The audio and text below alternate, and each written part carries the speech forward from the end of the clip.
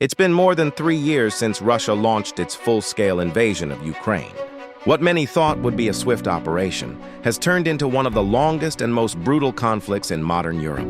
Now, in 2025, the world is wondering, is this war entering a frozen phase? Or is Russia silently preparing for something even bigger? Since late 2023, the front lines in eastern Ukraine have barely moved. The war has shifted from rapid offensives to a bloody stalemate. In areas like Donetsk, Luhansk, and Kherson, both Russian and Ukrainian forces are dug into trench lines reminiscent of World War I. Every inch of land is contested through artillery duels, drone strikes, and night raids, with little progress on either side. But a frozen front line doesn't mean the war is over. It may just mean a pause. Despite the stalemate in Ukraine, Russian military activity hasn't slowed down. It's evolved. In 2025, satellite images have shown a growing presence of Russian troops near Belarus, close to NATO borders. In Georgia, there are increasing reports of cross-border surveillance and minor skirmishes. The Russian Navy has resumed aggressive maneuvers in the Black Sea, even shadowing NATO vessels. Domestically, Russia has extended conscription policies and increased defense spending. This isn't the behavior of a country looking for peace. It's the blueprint of a state preparing for long-term conflict. Many expected Western sanctions to cripple Russia by now. But in reality, the Russian economy has adapted.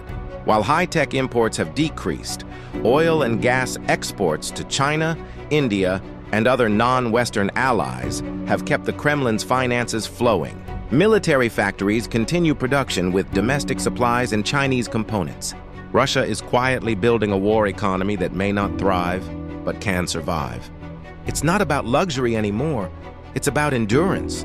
While Ukraine remains the primary battleground, military analysts are closely watching other regions. Kaliningrad, Russia's Baltic exclave, has seen an unusual buildup of troops. NATO states in the Baltics are increasingly nervous. In the Caucasus, Georgia is once again vulnerable, especially with political instability growing.